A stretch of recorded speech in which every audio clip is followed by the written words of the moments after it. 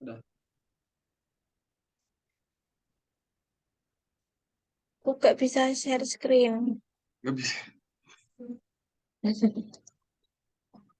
Oh, wait. Nah, oke, udah siap. Siapa yang buka?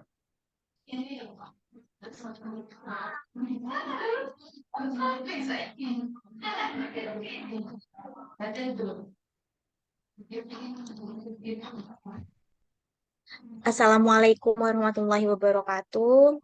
Terima kasih teman-teman. Alhamdulillahirrahmanirrahim. Pada kesempatan kali ini, saya dan teman saya akan mempresentasikan hasil diskusi kami. Materi pada kesempatan kali ini yaitu listening effectively. Sebelum itu, saya akan memperkenalkan diri. Nama saya Vina Nuriasani dan teman saya M. Jihad Anams. Masuki materi yang pertama yaitu uh, listening effectively atau mendengarkan secara efektif. Sebelum kita masuki apa sih, bagaimana sih cara mendengarkan secara efektif, kita harus tahu dulu nih tiga masalah utama atau tiga masalah umum ketika mendengarkan. Masalah yang pertama itu ada missing what was said atau tidak mendengarkan apa yang dikatakan. Jadi banyak orang atau mungkin kita sendiri itu sering kali datang ke sebuah seminar atau acara, tapi kita tidak mendengarkan apa yang mereka katakan atau pemateri katakan. Yang kedua yaitu ada hearing it but misunderstanding. Di sini artinya yaitu mendengarkan tapi salah paham. Nah, jadi banyak dari kita tuh mendengarkan tapi kita tidak paham nih apa maksud yang sebenarnya. Dan masalah umum yang terakhir yaitu ada tidak mengingat apa yang dikatakan. Biasanya ini terjadi ketika kita tuh sedang memikirkan hal lain ketika kita mendengarkan eh, pembicara memaparkan materinya. Nah, lalu bagaimana sih cara kita agar bisa mendengarkan secara efektif? Sebelum itu kita harus kenal ini, apa itu hearing dan apa itu listening. Hearing itu is simply the biological process that occurs when the brain detects sound waves. Atau kalau dalam bahasa Indonesia itu adalah proses biologis yang terjadi ketika otak mendeteksi gelombang suara. Dan apa itu listening? Kalau listening is the process of receiving, attending to, constructing meaning from, and responding to spoken or nonverbal message. Di mana yang artinya itu proses menerima, memperhatikan, dan menanggapi pesan lisan dan nonverbal. Nah, teman-teman, ada beberapa sebab orang tidak dapat mendengarkan dengan baik. Yang pertama itu adalah sebab karena dia itu tuli atau dia itu memiliki kesulitan mendengar. Dan yang kedua itu adalah pesan yang dikirim dengan suara kecil. Kadang kita kalau mendengarkan orang berbicara dengan suara kecil, kita tuh kadang kurang paham nih apa pesan yang ingin disampaikan. Dan yang terakhir itu ada ketika rangsangan lain bersaing untuk mendapatkan perhatian. Contohnya ketika kita sedang mendengarkan dosen kita memaparkan materi, tetapi kita mendengarkan mungkin suara ambulan atau suara kereta di depan Jalan Ahmad Yani, ataupun bisa kita mendengarkan suara pesawat yang melintas di atas gedung kita. Jadi fokus kita tuh terpecah seperti itu. Nah, bedanya apa nih listening dengan hearing? Kalau hearing itu kita hanya sekedar dengar, tapi tidak fokus terhadap itu dan tidak memberi perhatian terhadap suara tersebut. Kalau listening itu kita itu turut mendengar dan memperhatikan apa yang disampaikan dan pesan yang ingin disampaikan. Seperti itu. Lanjut. Lalu bagaimana sih cara kita agar bisa bertahan dalam memahami orang yang sedang berbicara atau pembicara. Ada 4 teknik mempertahankan perhatian atau fokus saat mendengarkan pidato. Cara yang pertama yaitu adalah physically and mentally ready to listen. Di sini maksudnya adalah persiapan fisik dan mental untuk mendengarkan. Jadi kita harus menyiapkan fisik dan mental. Caranya bagaimana? Kalau fisik itu kita bisa dengan duduk duduknya diperbaiki seperti lebih tegak, ataukah kita melakukan peregangan badan, atau bisa juga kita menyiapkan air minum agar tidak ngantuk dan menyiapkan hal-hal yang harus kita siapkan lainnya. Terus kalau fisik itu yang lain itu ada dengan kita melakukan kontak mata dengan pembicara. Biasanya kita kalau duduknya terlalu jauh di belakang atau kita tidak bisa melakukan kontak mata, itu kadang membuat fokus kita tuh lebih mudah terpecah. Seperti itu. Nah, kalau mental bagaimana? Kalau mental itu kita harus komit dengan diri sendiri untuk tidak memikirkan hal lain dan tetap fokus mendengarkan apa yang pembicara ingin sampaikan. Lalu teknik yang kedua yaitu adalah suspend judgment while you hear the speaker out. Maksudnya gimana nih? Jadi tunda memberi penilaian saat sedang mendengarkan. Jadi kalian harus menahan diri untuk tidak julid atau tidak mengejek atau tidak mengajak orang lain mengobrol dan memberi komentar terhadap pembicara tersebut. Contohnya seperti ini. Jadi misal Gita Savitri nih menjadi seorang pemateri. Gita Savitri ini membawakan materi tentang gay dalam tema seminar apa gitu ya mungkin keragaman masyarakat gitu ya. Tetapi kan masyarakat Indonesia itu kebanyakan macam-macam dan tidak ada yang gay gitu ya. Nah, mungkin kalau pembahasannya tentang gay, mungkin kita sebagai masyarakat Indonesia itu agak keberatan. Nah, kita tuh harus menahan untuk tidak menjudge saat itu juga. Kita tidak boleh julid saat itu juga. Kita harus mendengarkannya sampai selesai, barulah kita berkomentar, barulah kita menggerutu. Seperti itu. Jangan di tengah-tengah tuh lalu kalian julid karena itu bisa memecah konsentrasi Anda atau konsentrasi orang lain. Lalu teknik yang ketiga, ada sesuaikan dengan tujuan mendengarkan berdasarkan situasi. Nah, situasi ini, jadi kita tuh setiap mendengarkan sesuatu, itu pasti ada tujuannya. Nah, tujuan ini kita harus sesuaikan dengan situasi. Contohnya, misal kita ada acara bisnis, ada acara keluarga, ada acara dengan teman. Nah, ini kan tujuannya berbeda-beda. Kalau dalam acara bisnis, pasti kita membutuhkan banyak sekali belajar, banyak sekali mendengarkan kepada senior-senior kita untuk menambah pengalaman dalam bidang bisnis kita. Sedangkan kalau dalam acara makan malam mungkin ya ada beberapa sesi di akhir makan malam yaitu ada ramah tamah seperti itu tidak terlalu menjadi tujuan utama dalam acara makan malam tersebut. Jadi tidak tidak apa untuk tidak terlalu mendengarkan. Jadi intensitas mendengarnya kita tuh bisa dikurangi sedikit gitu. Lalu yang keempat atau yang terakhir yaitu ada identify the benefit of attending to the speaker's words. Mengidentifikasi manfaat dari memperhatikan kata-kata pembicara. Jadi kita tuh harus memperhatikan, mengidentifikasi lagi kenapa sih kita tuh mendengarkan kata-kata pembicara, apa sih manfaatnya. Jadi kita tuh harus identifikasi lagi lebih lanjut. Apa sih manfaat yang bisa kita dapat setelah kita mendengarkan pembicara atau materi ini gitu. Seperti itu. Selanjutnya ada memahami dan mengingat informasi pidato. Nah, aspek penting dari mendengarkan pidato adalah memahami dan mengingat apa yang dikatakan pembicara. Nah, pemahaman sendiri adalah kemampuan memberikan info akurat. Lalu mengingat adalah kemampuan untuk mempertahankan dan mengingat informasi. Lalu mendengarkan secara aktif itu apa? Nah, mendengarkan secara aktif itu adalah mengidentifikasi susunan ide, mengajukan pertanyaan, membuat parafrase dalam hati, memperhatikan isyarat nonverbal, dan membuat catatan. Nah, ini adalah mendengarkan secara aktif. Jadi kita tidak hanya mendengarkan saja, tapi kita juga melakukan mendengarkan secara aktif. Jadi ada bentuk tindakannya seperti itu. Nah, ada 5 perilaku yang bisa kita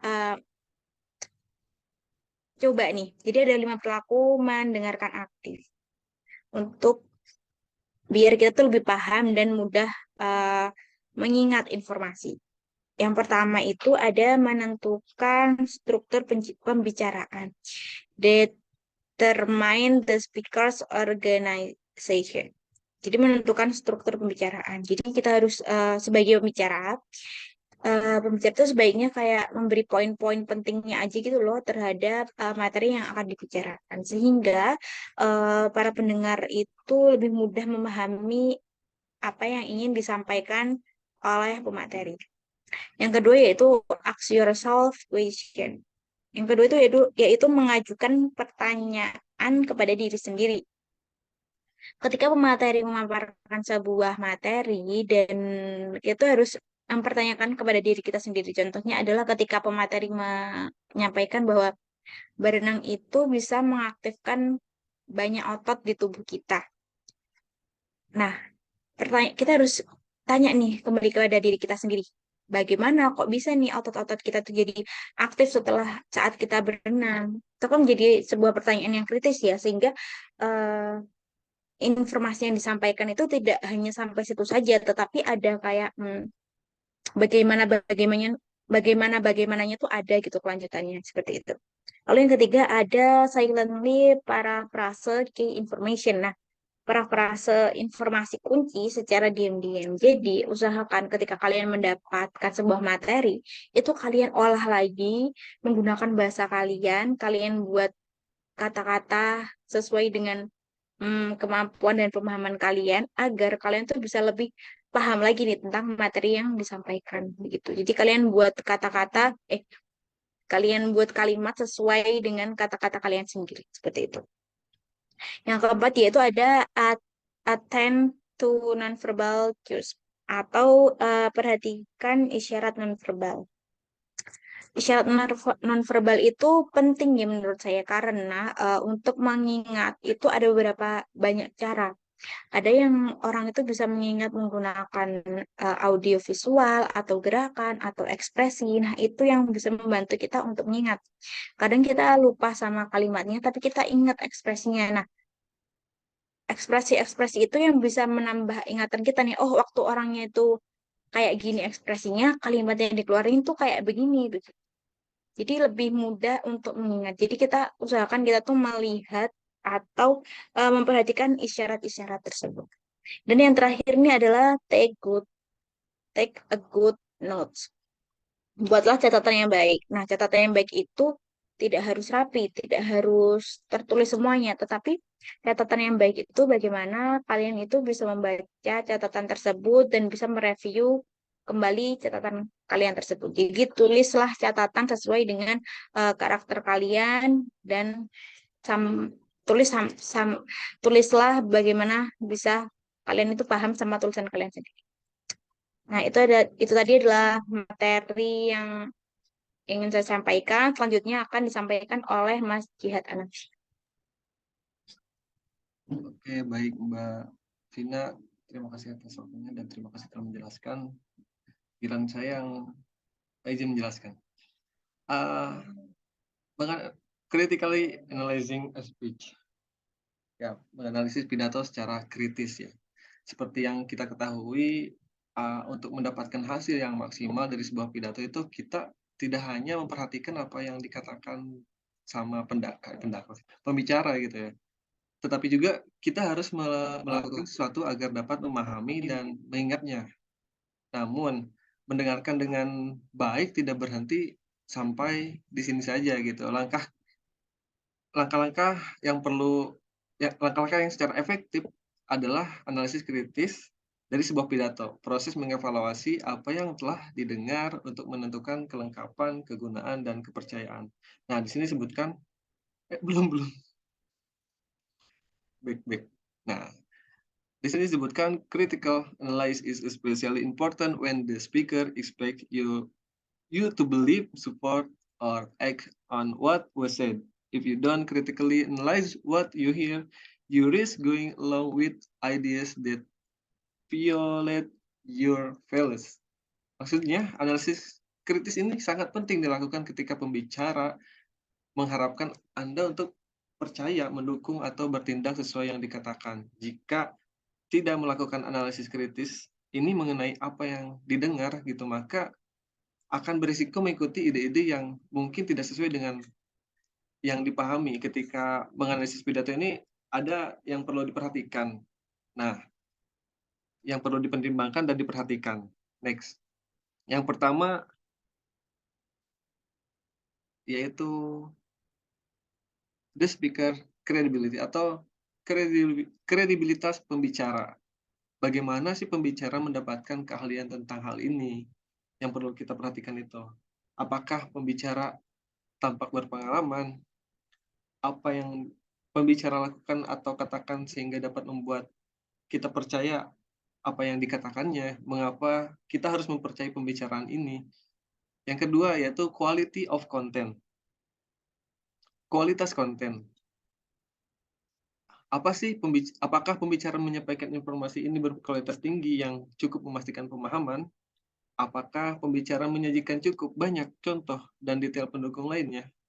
Jadi perlu kita perhatikan juga kualitas konten pembicara.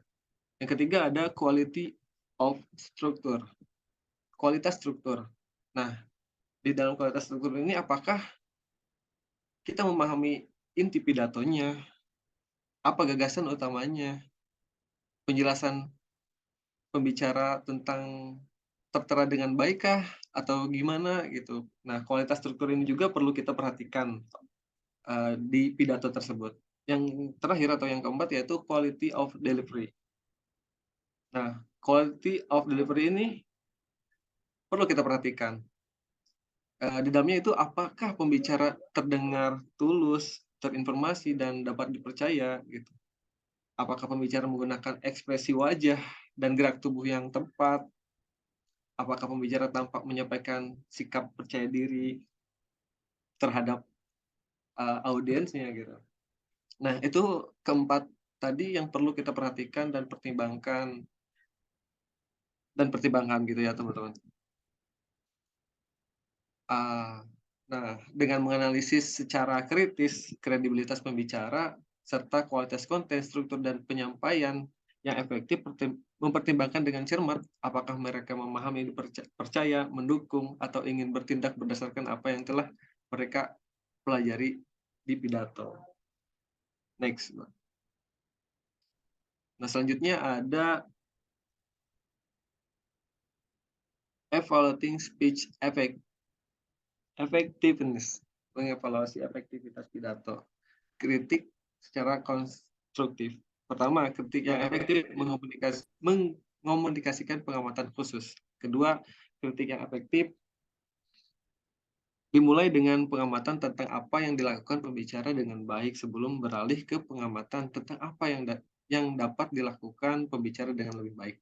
Ketiga, kritik yang efektif mengikuti pernyataan pengamatan dengan penjelasan tentang bagaimana dan mengapa perilaku yang diamati mempengaruhi ucapan pembicara gitu. Yang terakhir yaitu kritik yang efektif diutarakan sehingga jelas mencerminkan persepsi pribadi, bukan kebenaran. Next. Evaluating speech effectiveness. Kritik konstruktif mengikuti 4 pedoman. Pertama, kritik yang efektif mengkomunikasikan pengamatan spesifik. Komentar seperti kerja bagus atau pelan-pelan terlalu samar untuk benar-benar membantu pembicara menjadi lebih baik.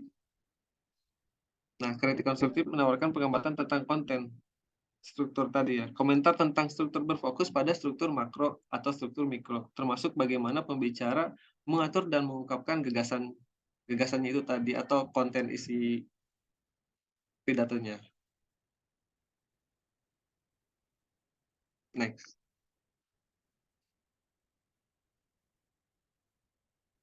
Oh, ini terakhir ya, berarti belum, Mbak. Nah, ada isi kritik konstruktif atau membangun. Kritik konstruktif ini menawarkan pengamatan tentang isi, struktur, dan penyampaian pidato, komentar pada konten fokus yang pada konten fokus pada analisis pembicara tentang topik dan materi pendukung. Misalnya, kita dapat mengomentari secara efektif pembicara menggunakan penalaran atau mengomentari luas dan dalamnya informasi yang digunakan untuk mengembangkan setiap gagasan utamanya gitu. Jadi kita mungkin bisa mengamati betapa relevan, terkini, atau kredibel bukti pembicara gitu dengan hal-hal tadi. Di sini ada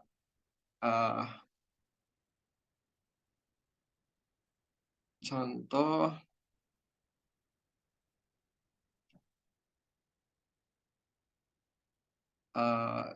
berbicara komentar. Mungkin saya akan menambahkan perihal komentar yang tidak efektif dan efektif tentang struktur ya. Yang pertama, cukup sih tadi udah dijelaskan. Ya udah, next lanjut kita masuk ke kesimpulan. Ya, jadi mendengarkan adalah proses menerima, memperhatikan, membangun makna dari dan menanggapi pesan lisan atau nonverbal. Mendengarkan secara efektif dalam pengaturan berbicara di depan umum adalah proses aktif yang membutuhkan keterampilan menghadiri, memahami, dan mengingat, menganalisis secara kritis, dan mengevaluasi keefektifan pidato. Itu tadi materi dari kami. Kurang lebihnya mohon maaf. Bila ada yang dipertanyakan, silahkan ditanyakan. Sekian dari kami. Assalamualaikum warahmatullahi Assalamualaikum warahmatullahi wabarakatuh. wabarakatuh. Makasih semuanya. Terima kasih telah mengikuti kelas kami. Kami tutup ya.